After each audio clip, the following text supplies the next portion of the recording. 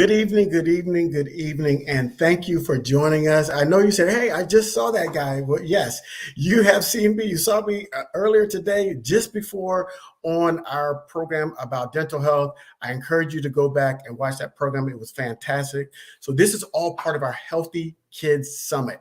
It is August, school's opening back up, kids are going back to school, and we want to make sure that they are happy and healthy. And so we decided to put this together, this Healthy Kids Summit, to give you parents all the information you need to keep your kids happy and healthy in these trying times. I mean, we've had a rough 2.5 years or so. And so we want to make sure that the next couple years are good. And so this show is all about your eye health. So August is Children's Eye Health and Safety Month, as designated by Prevent Blindness. We are hosting several interviews about vision with our friends at Prevent Blindness and the Children's Vision Equity Alliance, and also the National Eye Institute at the National Institutes of Health. So since vision is so critical for learning and child development, as I said, we're going back to school, we are including this topic today in our Healthy Kids Summit. So we have 4 guests today. We have Dr. Patty Davis, and she is a pediatric ophthalmologist. You got to say that 5 times real fast. And we have Dr. Stephanie Johnson Brown. She is a pediatric optometrist. And then we also have Nicholas Johnson, who has ophthalmic albinism. Okay, boy, y'all got the big words for me. And his mom and advocate, Miss Carol Johnson. So we're going to start with some questions for Drs. Davis and Brown. So Dr. Davis, Dr. Brown, please introduce yourself and tell the audience what someone in your profession does for vision and eye health and how optometry and ophthalmology work together in a collaborative way. We'll start with you, Dr. Davis. Good evening, and thank you so much for inviting me to be here and inviting CEBA. Ophthalmologists and optometrists work together in order to make sure children see and get through school and do all they need to do with their eyes, sports, etc. We want to keep them safe. We want them to see clearly. We want them to learn and to be able to learn and have everything ready in order to do so. Therefore, we check them. We look for any significant medical issues, such as even glaucoma in children, or cataracts in children, or trauma in children. There can be some problems when they're first born that affect them. So we work together to do those things. The MD, which is what I am, I'm a medical doctor. I do surgery on kids with crossed eyes, kids with eyes that shake, kids that have cataracts. So I do more of the surgical things in addition to doing the medical side. I do fit contacts. I do prescribe glasses. I do have kids wear their patches, whether they like it or not. I'll pass, Dr. Stephanie. It looks like we lost Dr. Stephanie. So when we get her back, we'll make sure that we'll give her the opportunity to kind of talk about it. So to share. So I'm going to move to our next question with you, Dr. Davis. How can our listeners protect their children's eyes during sports and during play? Because we understand that I think I heard a statistic that it was like 40% of eye injuries come from recreational activities. And so how do we get our children, our parents, to help their children protect their eyes during sports and recreational play, and also from sun damage? I think there are a couple of things that parents really need to be sure they do. Use your common sense. If your kid is shooting paintballs, make sure you've got some goggles on the kid. I have had to repair ruptured globes. They pop. And contrary to popular belief, Humpty Dumpty does not get put back together again. It does take all the king's horses and all the king's men. So use common sense. If you're playing a small ball sport, such as tennis, even badminton, golf, baseball, you can get hit in the face, fracture the bones around the eye, fracture the eye, lose the lens, have permanent damage, including glaucoma, cataract, and just trauma that causes you never to be able to see again, caused by one of those balls coming fast. Baseball season, I get a cracked face every year on a kid. And it's usually boys. They're usually around 12. They're humming the ball really fast, and there you go. So please use common sense. If your child wears glasses and needs them in order to see, they need to have sports goggles. Sports goggles are an inexpensive way of protecting your child's vision. Remember, vision is a lifetime endeavor, and therefore we make sure that they have every opportunity to do all the things they want to do and to have protection. I'll let Dr. Stephanie discuss this, the need for sun cover and sunglasses.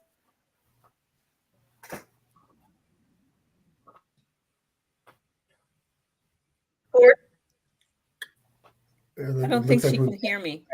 I think we got some technical. Yeah, seems to be a lag with Dr. Stephanie. In terms of wearing protection for sun, it's important to have ultraviolet protection, and all of the sunglasses, even those cheap ones you get at the dollar store, have UV protection. That's important because you prevent your child from developing cataract earlier in life that they may do as a result. So it's important to have sunglasses. Watch and see if your kid is light sensitive. If there's a lot of squinting that goes on when they go outside, is it because the light's bothering them or they can't see? They need an eye exam. Children give you cues. Absolutely. It's funny. Like I said on our previous show, we were talking about dental health, and the beautiful thing is with a child and their teeth, because your first set of teeth fall out, you've got an opportunity to do some corrective action. But you're only born with two eyes, right? That's it. And so you've got to do what you need to do earlier on and develop eye care and eye health early on, because they don't fall out and you don't get a replacement. This is what it is. And so we need to do what we can to protect our eyes. So hopefully we can get Dr. Johnson in. So in today's time, especially.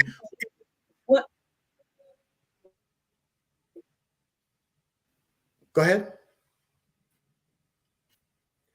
Did we lose both of them? Wow. Oh, one other protective measure is fireworks. Yes. Fireworks. We have to be concerned about using protection around fireworks. I just repaired a 14-year-old girl who was holding the firework. Her hand got hurt and she lost an eye. Oh, wow. These things happen. Kids don't understand how dangerous things are. Mm-hmm. Yeah, and it's like a split-second decision can have life-changing results, right? So that, holding the firework a little too long, a little too close to the face and whatnot, some horseplay, especially when we're talking, because when you said 12-year-old boys in baseball, I'm like, my son plays baseball, and I know, I see them, and I cringe sometimes with some of the things that they're doing because they don't really pay attention to anybody else but what's going on with them. And then, a bat flies, a ball gets thrown, some horseplay happens, somebody gets poked in the eye, and now we have some serious conditions. And so there's a horror story that's in my head, especially as their body matures faster than some of their brains. And I saw, yes, and I saw a kid, he was a pitcher, and he pitched to He pitched the ball and it got hit, and it came right back to him and hit him on the side of the head. And it was a challenge. It was definitely a challenge. And I was coaching, and that was kind of the biggest thing. So, but in today's time, particularly over the last 2 years that we had to deal with kids being in and out of school, kids doing virtual learning, we know that since the end of the first decade, social media has become huge, and people don't realize that social media really started around 2010. We think it's been part of our lives forever, but it really hasn't. I think Facebook started in 2008, and then 2010, and it's just been on. It just took off like wildfire. But what that has done is increased our screen time. And all of that light coming from these devices, whether it's a iPad or a laptop or a phone or whatever, how do we get, what damage, if any, does that do to the eyes? And how do, as parents, how do we get parents to help their kids reduce some of that screen time so, they don't have kind of to, wear corrective, lenses earlier on in life when it could be avoided?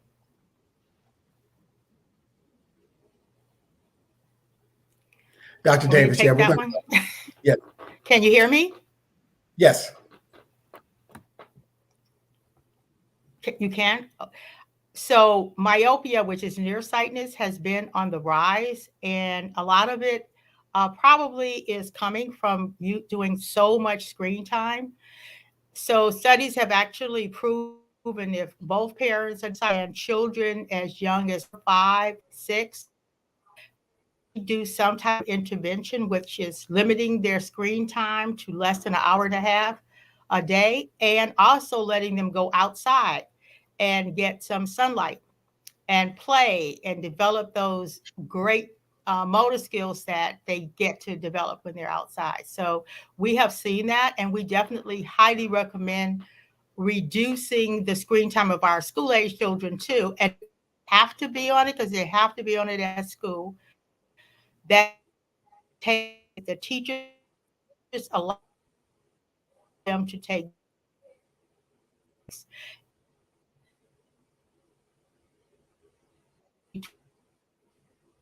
and It looks like we started losing Dr. Brown there again. It's kind of funny. She was basically saying that teachers need to allow children to have breaks. And the rule is for every 20 minutes of screen time, you need to look at something far away for 20 seconds, and meaning something 20 feet away for 20 seconds. So it's 20, 20, 20. It's good. I think that might be a challenge, and I was thinking about it, and maybe I might be dating myself with this comment, but I'm old enough to remember when having to stay inside was punishment, right? To where if you were acting up, your mom made you stay inside, and you didn't want to do that. Now I got to push my son to go outside. I got to get him off of those devices, off the video game, off the phone. Go outside, ride your bike, go do something outside of his baseball. But if he wasn't doing that, he would just, when he's not doing that, it's there. And so it's really a different time that we're living in. Going outside was something that we relished as kids, and we've got to kind of reincorporate that in some way in our children's life. That's what it sounds like. What Dr. Brown was saying is like, we've got to incorporate that. And Dr. Davis, you were saying it too. We've got to reincorporate that into our lives and help teachers, particularly teachers, understand that, yes, it is great that your child's school has iPads and laptops to enhance their learning. However, we do have to still protect their eyes and not just kind of power through a 6 to 8 hour school day all day on these devices. So I think the 20-20-20 rule is fantastic, and I'm glad we are able to share that. So that is every 20 minutes, look up, something 20 feet away for at least 20 seconds. It relaxes the eyes, gets them back into a great space so you can go back to what you were doing. So, all right. So what are some, Dr. Davis, what are some common eye conditions children may have that impact their ability to learn? There are a number of things, including what Dr. Brown mentioned, nearsightedness or myopia, astigmatism. That means the eyes are shaped more like footballs than baseballs. Nearsightedness means you see better close up than far away. Farsightedness, even. Those kids are the ones you see with really glasses that make their eyes look big. Those kids often cross their eyes. So we have kids with crossed eyes. They get teased about that. There are kids that have droopy eyelids. That has to be fixed. That's another surgical issue. Kids whose eyes aren't straight, or one eye that's lazy. That's not always an eye that is not straight. It's an eye that's not doing its job. I think Mr. Johnson may tell us about some of that because he had some issues when he was a kid. And it's where children wear a patch. You wear a patch on the good eye to make the bad eye do its job and not be lazy anymore. And Right. you have to understand, since you mentioned there are just two eyes, well, what if you didn't wear your patch and you just said, oh, shoot, I have one eye anyways. And then that one gets hit with a brick later in high school. Then you're in the dog and cane club. Okay. We don't want to be in that club. We don't want to lose our vision. So we want to protect our eyes. We want to do everything that's important. Other kids may have issues like Stevie Wonder. People wonder why he's blind. He was born prematurely. Premature babies get oxygen. The premature retina does not grow correctly sometimes, and the oxygen makes the retina grow abnormally in part, but the oxygen is important for the bloodstream and for the health of the whole body. So the doctors walk a tightrope, but some of these kids get problems with the blood vessels in the backs of the eyes that cause retinal detachment, and they can go blind. That's why if you have a premature child and you're wondering, why is the eye doctor in the NICU looking at my baby like I do every week? It's because babies are screened if they are under 32 weeks and under 2.5 pounds. And we look at all of them. And we look at their eyes and watch their retinas grow. And if they are abnormal, they end up getting lasers just like adults do for diabetes. Or they end up getting a shot in the eye just like people do for macular degeneration. So the children are treated for these problems, but you have to know that we're all out on the lookout for them. Yeah. Yeah.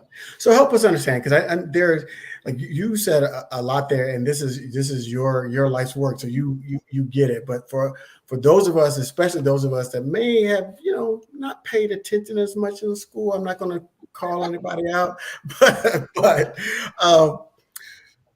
what's the difference between a visual condition and visual impairment? Help us understand what the visual disorder or visual condition and visual impairment. What are those differences? Visual conditions are basically things that I've mentioned, like farsightedness, nearsightedness, or crossed eyes.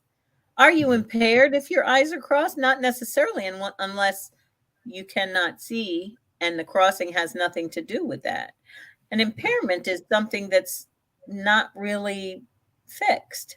And so you don't correct to perfect vision. You don't correct to 20/20. And you need help. You need either aids with telescopes, special glasses, sometimes a closed circuit TV. You need more. And you need services in school. You need an IEP, which is an individual educational program for your child. You need a vision itinerant sometimes to sit in class with that child. So impairment is just like any other impairment. A child that cannot walk and has to use a wheelchair is impaired in terms of walking. If you're just joining us, we are here with Dr. Davis and Mr. Nicholas Johnson and Ms. Carol Johnson. We're going to get to their story here in just a moment. But right now we're talking about it's Children's Vision Health Awareness Month.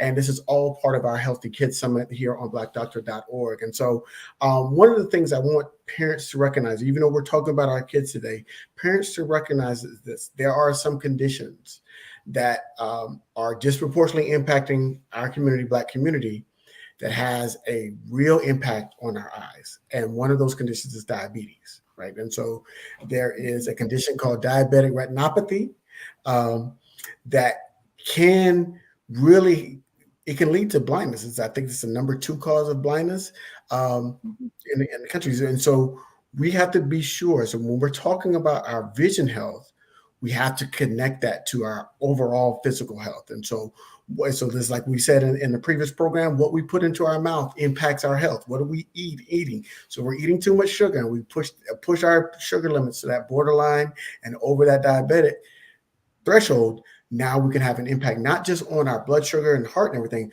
but we also have an impact on our vision and our sight. So just got to make sure that we really connect those dots. These aren't individual things. These are all part of our overall health.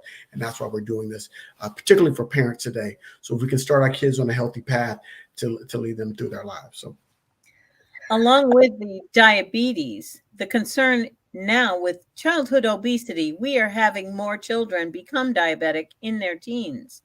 And diabetic retinopathy can happen as soon as 15 years into having diabetes. And you can be blind as a young adult. That's awful. And so that's important. So, Dr. Davis, I've heard sometimes that vision disorders are missed and children get labeled with conditions such as ADD or ADHD, dyslexia, and autism. What can you tell parents about how to avoid a misdiagnosis? Pay attention to your child and speak up for your child. Mm. If Johnny cannot see and he's sitting in the back of the classroom and he's as smart as a whip, he's bored and he's going to be disruptive because any attention is better than none. Mm. You know Johnny can read. You know Johnny is very smart at home and answers questions and does all kinds of things at church. Well, come on, go there and speak to the teacher. Get your child's eyes examined. Do all of the things. Be an advocate. Ms. Johnson, when you hear from her, she is an advocate's advocate. Mm-hmm. Right. That's excellent advice, because you're right. Those things can derail a child that love learning and make them not want to go to school. And when you see that kind of change in your child, when you see the change where they were a strong reader and all of a sudden they don't want to pick up the book anymore because the words are fuzzy or things like that. Notice, so what Dr. Davis is saying, you have to know your child, you have to pay attention. I'm dating myself, but I'm from the old school where if you were quiet, that you left the parents left the child alone. If they was quiet, so that's not the way to do it anymore, right? Have a conversation with your child, spend time with your child, so you know where their baselines are, and that baseline is how much they eat, how much they exercise, how much what they enjoy, how much they sleep. Know what their baseline are. So when you do take them to the eye doctor, when you do take them to the pediatrician, and they start asking questions, and you're looking at the 6-year-old talking about, well, tell them how much you sleep. That doesn't work. That does not work. So a couple more questions. I do need to put one point in also. I'm also a neuro-ophthalmologist. That's an ophthalmologist that does stuff with the brain. And so I see kids that have neurologic issues as well. Okay. Kids get migraines. And kids act up when they have migraines. They don't tell you they have a headache. They got a stomach ache. They're not acting right. They're being rude. You have to talk to your kid. You have to know your kid and ask them questions. What's going on? What's bothering you?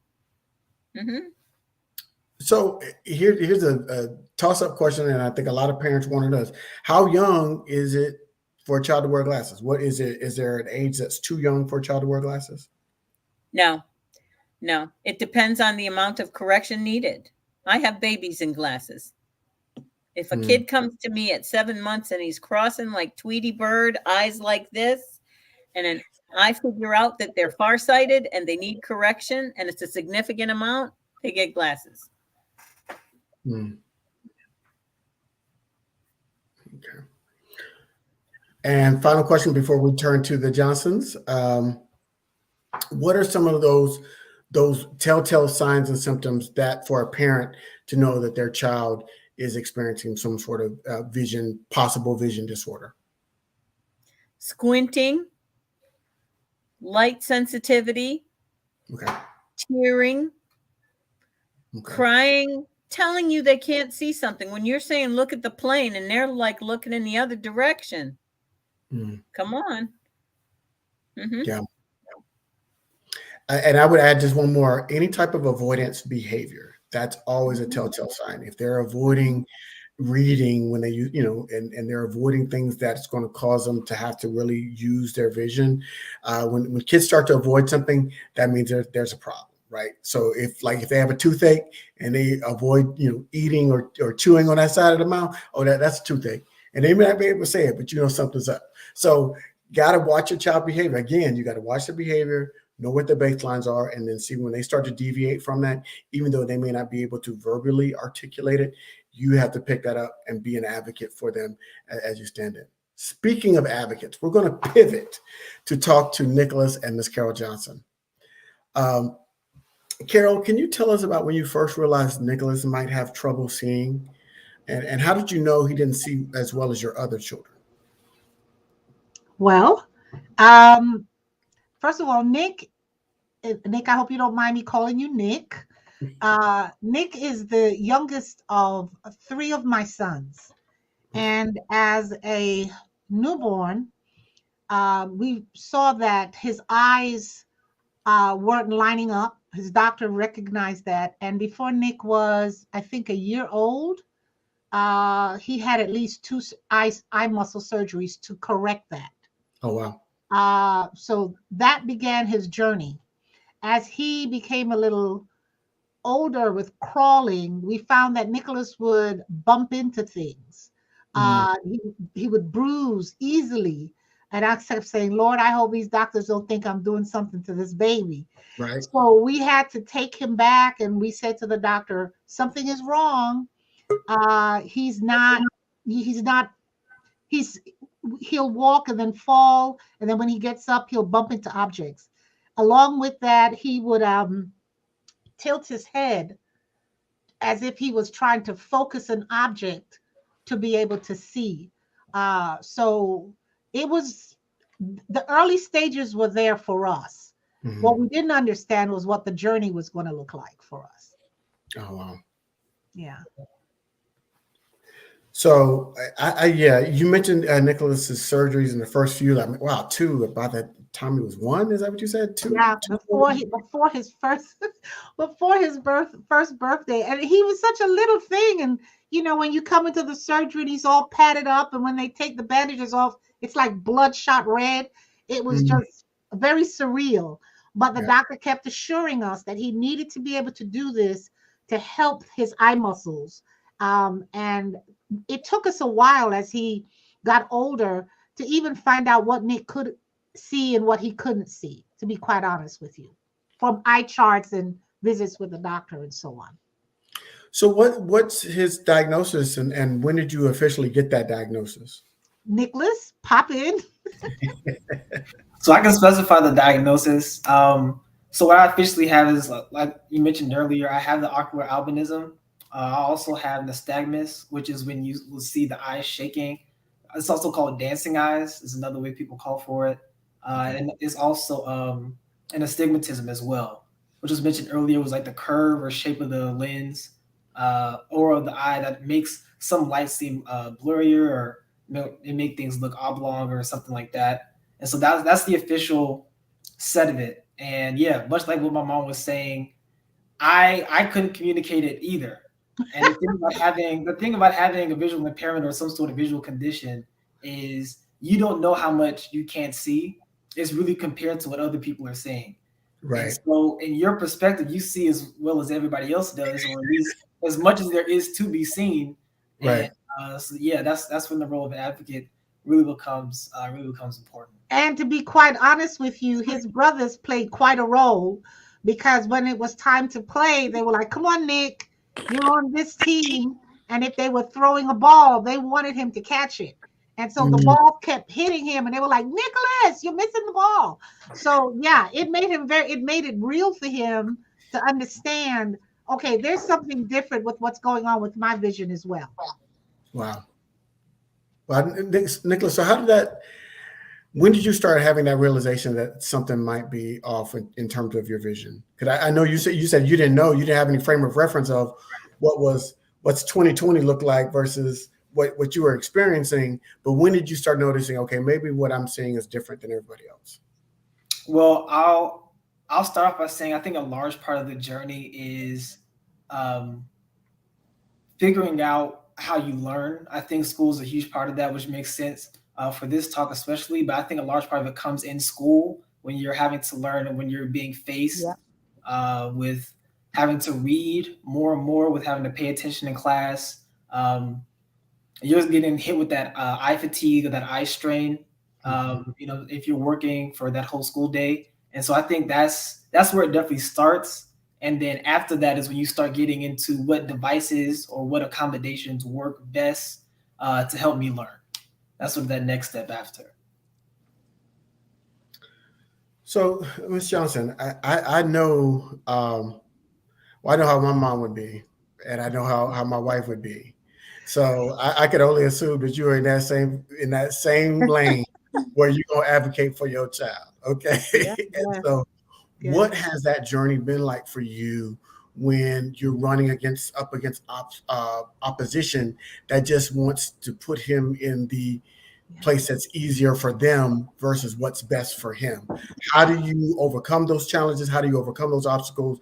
And how do you keep that strength to keep that fight going?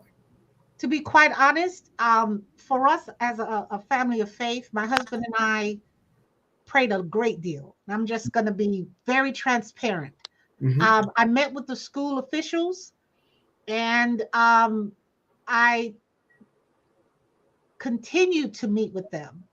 I wanted to make sure that Nicholas was receiving whatever assistance was available for him from early years in elementary school.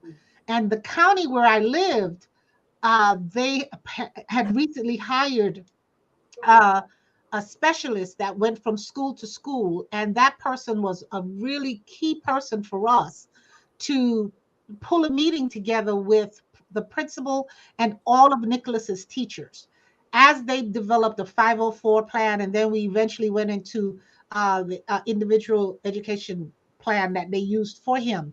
Right. But we sat down, and I wanted to know what are we putting in place to assist him, and having that vision specialist in that meeting with all of his teachers really spelling out to them, here's some things that we have to put in place for Nicholas. Yeah. Nicholas has to be seated here. Seating preferential had to be in place.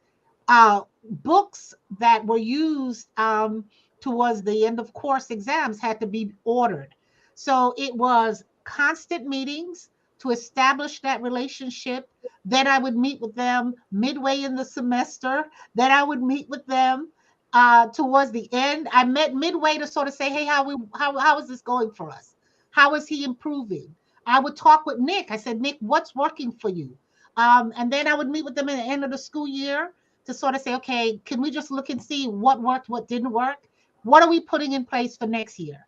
And I did that throughout elementary, I think starting around second grade, when I realized, oh, no, my child needs help.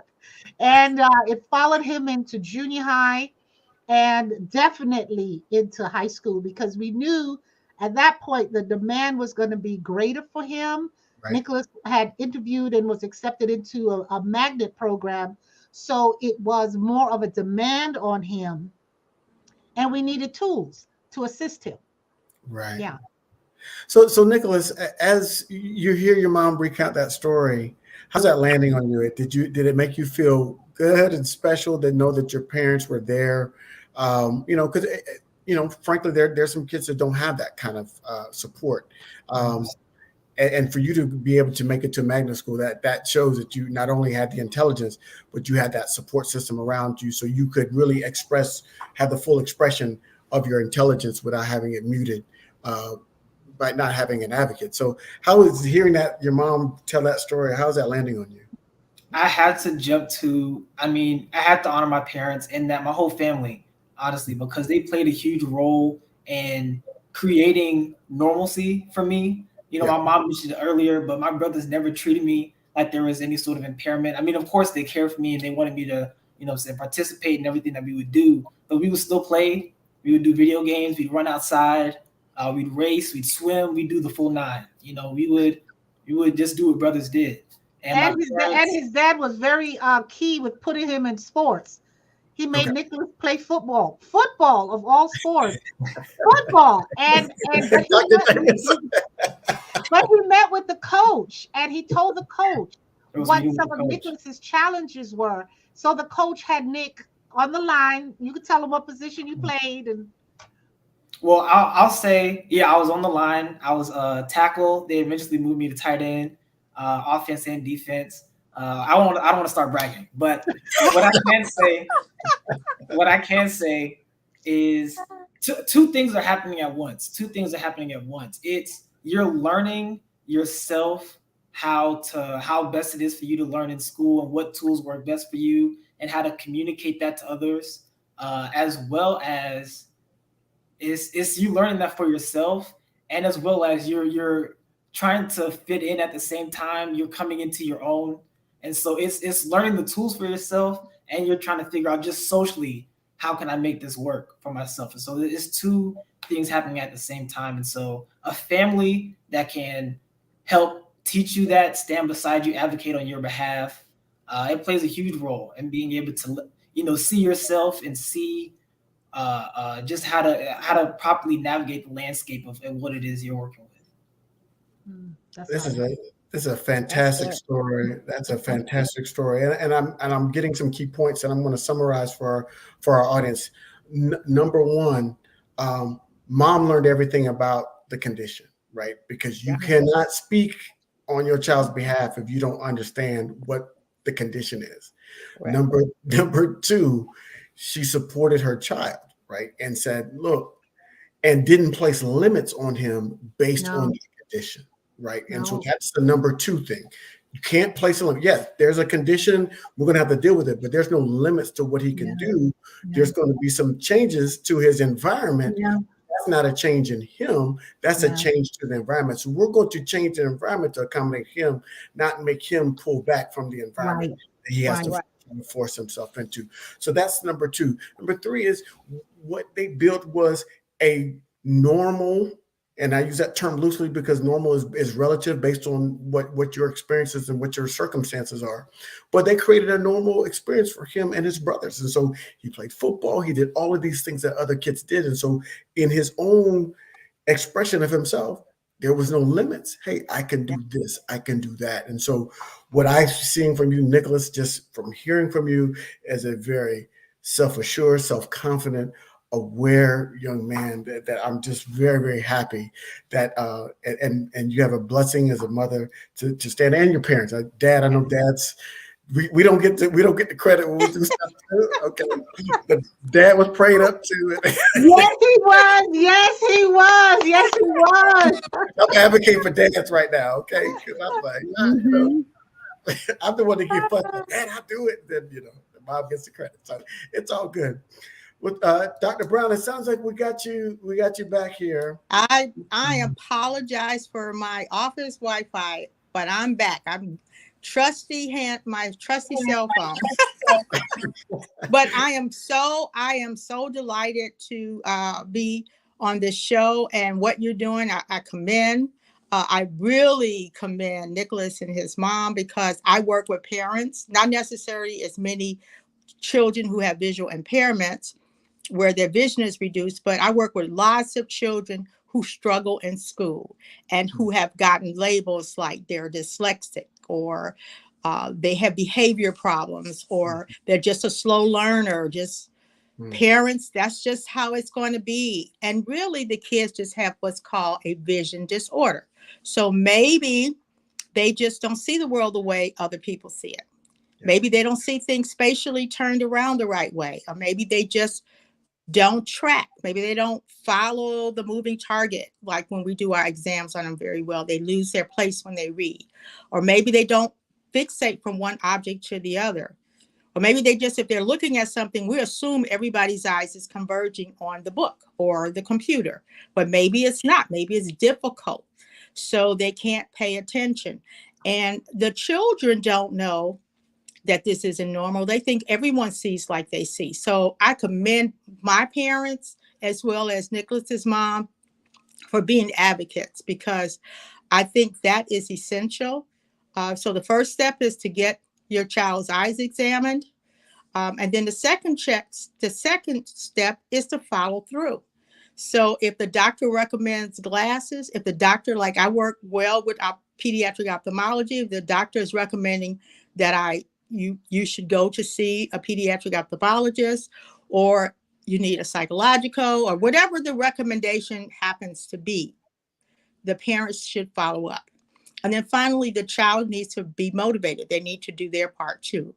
But what drew me to this particular field of eye care was actually seeing vision intervention changed lives. And it just was wonderful to see how children's totally that were failing in school would now become A's and B's. Children who were feeling horrible about themselves would feel good about themselves. So that's what parents should look for. They should look for if their child is reversing, if their child is losing their place when they read, if their child have a label on them.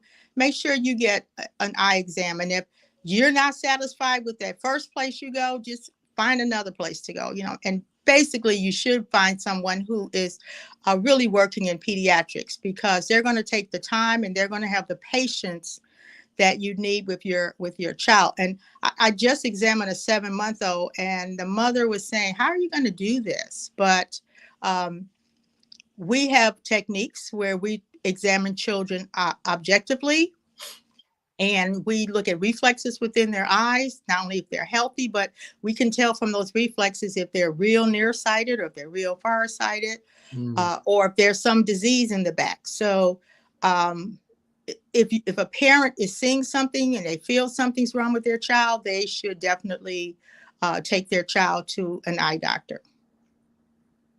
Yeah, that is, you're talking about life-changing things. I mean, you're absolutely right. And we talked about that a little bit earlier in terms of just noticing the changes in your child. If you see that you had a child that went from A's and B's to, failing grades, apply the in medical terms, they call it a differential diagnosis.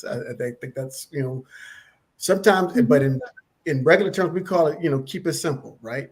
Start with the simplest answer first. We just, parents, sometimes we run all the way to my mom said, we run all the way to Abilene. You didn't have to go all the way there. You got to start with the simple. It could just be as simple as a vision issue. Dr. Davis. They go all the way to Google. You don't have to go to Abilene. Dr. Google supposedly knows everything. But what I wanted to make sure of was that you gave Nicholas his props. Because Nicholas, what are you doing now? I just started my second year at Howard Medical School. Wow. Wow. There you go. Wow. There you go. That is a story. Okay. From 2 surgeries within your first year of life, not knowing what's going on, not being able to articulate it, to a second-year med student at Howard University. That is fantastic. Are you studying? Ophthalmology?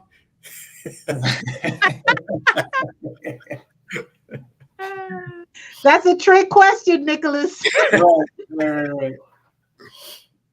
No, this has been fantastic, and so this process of learning about vision is like one of the best parts about what I do is being able to talk to Dr. Davis and Dr. Johnson, and Dr. Brown, and families, and I learned while this whole process is going on. So like with this partnership with the CVEA and NEI, we've talked to Dr. Joseph Coney, and Stephanie Marianu, and all of these wonderful. So I'm learning so much about eye health. It's just been fantastic, and it really is a really delicate organ in the body. I learned there's 9 different specialties connected to eye. So it's just really have to be. And again, as we said at the top of the program, you've got to notice what's going on. I'm going to ask Dr. Brown, when a parent comes and brings a child for an eye exam, what happens in a typical eye exam? Well, typically we have a few tests that our vision testers might do pre-testing to just kind of have an idea of how well they see, and maybe a little test to see if they have any problems with the pressure in their eye, and they have an instrument that estimates their prescription, but oftentimes in children, it's not always close. So usually the doctor will do an exam using a retinoscope, where we actually shine a light in the eye to determine what their prescription, and we do different tests to determine if the child is having a problem with the way their eyes are coordinating as a team. So are they strabismic? Do their eyes seem to wander out? Or are their eyes crossing? Or is for whatever reason is one eye just not seeing totally different. Because if you think about it, a child that has a problem with one eye seeing poorly and they're 5 years old, they're not going to just go cover their eye and so, by the way, mom, I don't see with this eye. They don't pick it up. So if you don't take them to an eye doctor, they might be missed, because real smart kids know how to memorize what the vision testers do in the school. So that 5-year-old might have memorized what they saw, and the vision tester would have passed both eyes, and they're basically fooled. So there's nothing like taking your child to the actual eye doctor, because they can test children even if that child is not responding. So I just wanted to make one point about vision that I don't think people think about. So if you mapped out the brain and you traced visual pathways from the eye when it's exiting and going to the brain, you will find visual pathways in 70%, over 70% of the brain. So it can impact your emotions, your memory, what you're hearing, your auditory, a lot your motor skills. For example, I have a patient that flew in to see me from Vegas, and he's a professional golfer. And he says, no one gets me. No one gets me. And he says, I keep hitting the ball the wrong way. And I'm losing money. I'm losing money. And so we don't just look at vision just on a prescription to see, or is your eyes healthy? Because most kids are going to have healthy eyes and not a really big significant prescription. But how do they see space? So what I determined from this golfer is he was really projecting the world to one side. So we have special lenses called prisms that we put in their glasses, and we can make the world look like it's in the opposite side. Or either I had a spina bifida little baby that was 4, just got her braces, and the occupational therapist referred her because she kept walking the wrong way. She kept saying, come to the ball, which was directly in front, and she kept walking the other direction. Oh, wow. So we put the special lenses on her. Her mom and grandma were there, and they just started crying because they could not believe she was walking straight. Or to see special lenses and treatment programs that we do where my autistic children, all of a sudden their head is down like this, and their world is always in here, and just to see vision open up and expand their space, and they interact with the world so different. So vision is a powerful tool. It's not the end-all answer, I don't think, but we should be at the table. So when there's an IEP and they're trying to figure out what's going on with the child, I don't think we should not be part of it. It shouldn't just be the nurse that says they passed the screening. Let's dig a little deeper. Do they have a problem with their eye teaming? Do they have a problem with their eye movement control? Do they have a problem with the way their eyes and their hands are working together? They have a problem with what they're perceiving. So it could be a little deeper. So, and I'm saying that to parents because I have a lot of parents that have come to me from other eye doctors, and they said, my child is 9 years old. Why didn't anybody else pick up on this? Because once we intervene, just like Nicholas says, it's life-changing. So basically, we do a lot within an eye exam, and a lot of what we do doesn't take 5 minutes, which some parents are used to getting a 5-minute exam, but it takes a little bit longer, a little bit more time. Right. We do use standard of care in dilating our children too, so we can get a good look.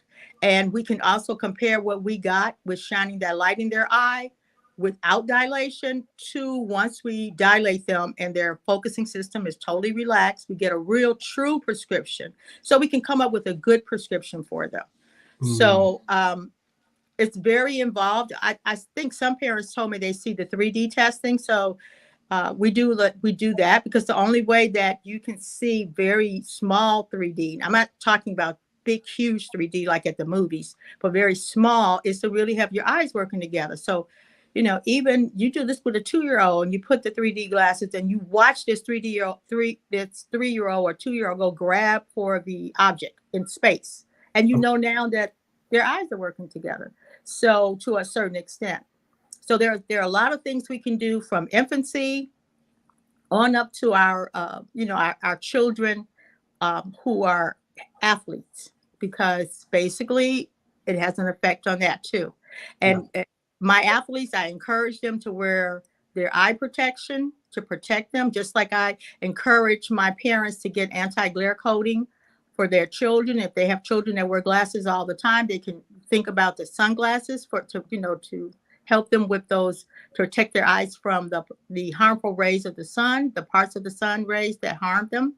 And a lot of parents have asked me about those blue blockers, which for some people, and for some people not. So that is a discussion I think you should have with your doctor. Should I get these blue blocking lenses or should I not? But Right. a very good anti-glare coating, which is made into the lens, which is a premium lens, not the kind that a lot of the quick places dip, because those peel off. But a really good one really helps with the glare, and that our children are using their devices. So we do want to protect them from that. That's fantastic. We are here. We are coming close to the end of our time. Yes, Dr. Davis. Oh, I was just thinking you could also get an anti-glare screen for your computers as well. So it doesn't even, for children that don't wear glasses, you can protect their eyes as well. And I think Dr. Stephanie just nailed it. I think vision screening is lovely. It's important for your pediatrician to do it, but don't let that be the only examination. So how often should they come? How often should children go see like either an optometrist or ophthalmologist? Every year. Every year. Okay. They're growing every year. Their eyeballs get bigger and longer and stranger. So since they're growing, and they're affecting learning and performance, so you would want to do that every year. Yeah. So as we're wrapping up here, this is a fantastic. This is Children's Eye Vision Safety Health Awareness Month. There's a lot of. I'm sorry, I know I'm saying it wrong, but we're going to be aware about our children's vision, right? That's really what it's about. So what have we learned today? What have we learned today? We learned number one from Johnson family. You got to be an advocate. You have to be an advocate for your child. You have to be an advocate for them, right? Notice the differences, right? In changes in behavior, changes in grades, changes in if they start avoiding the squinting, the tearing. Dr. Davis did a great job of those type of symptoms. Recognize what's going on. We also learned that these screens, I got an iPad here, I got my computer here, I got my phone here. All of these devices that we're on is impacting our eyes. 20-20-20 rule. Every 20 minutes, look at something 20 feet away for 20 seconds. Relax those eye muscles. Number three, what do we also learn? That eye exam with the letters is not enough, right? That's enough to pass for your physical, but that's not enough. Particularly if as you get older and if there's any, so we can develop it. So your child can develop some healthy habits. And so what we're trying to get parents to recognize with this program is, one, recognize those signs and symptoms. Two, how to become a better advocate for your child. And number three, recognize that this has got to be part of your overall child's healthcare plan, right? Just can't run to go see the pediatrician and say, we're good, right? Go see your pediatrician, go see your optometrist, ophthalmologist, go see a dentist, make all of this part of your overall child's health, normalize it for them so they'll continue it on through their lives when they become an adult. So normalize this healthcare for them. So final words, we're going around the room. Dr. Brown, we'll start with you. I just want to acknowledge the National Optometric Association, who I am being a representative of for the Children's Vision Equity Alliance. They have a website where anybody who wants more information on this matter can go to our Achieve program for more information, and that's All Children's Health Initiative for Eye and Vision Excellence. So when you go to the site, and I think we share some of those that you can share with your listeners, some references so they can follow up and get more information on children's vision. And even if they want to we even have on that site several of our doctors, our members who are specializing with children, or they have a lot of statistics to share. We actually have our webinars on that particular site, so they can actually be able to see that too. We'll put all the links in the comments so people can click on and go directly Okay. to the site. So we'll make sure we put all those links. Dr. Davis.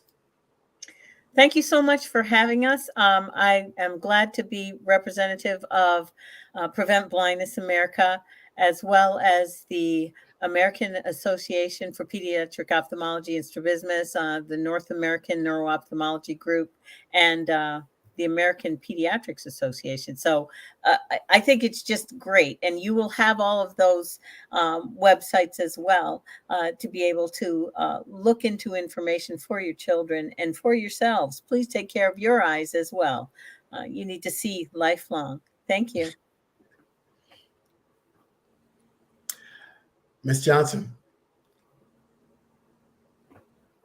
I would like to, first of all, thank you so much for this. I think there's nothing more helpful for a parent to be able to get the kind of resources to assist their child and to be able to continue to create a space where the child can talk about how they're feeling and how they're just handling life is so helpful. There is someone there that will walk with you and will allow you to just do the best for your child as a space that's created, that's safe for your child to continue to just blossom into the person they're to be. So thank you for this chance of sharing. Absolutely. And the man of the hour, Nicholas. And I can echo that too. I mean, thank you all so much for hosting this and allowing us to be on. It's really an honor to be a part of it. I would say to the kids that are patients, be knowingly ignorant of your challenges and limitations, to just really put yourself out there, always being willing to explore new things. We were talking about that earlier.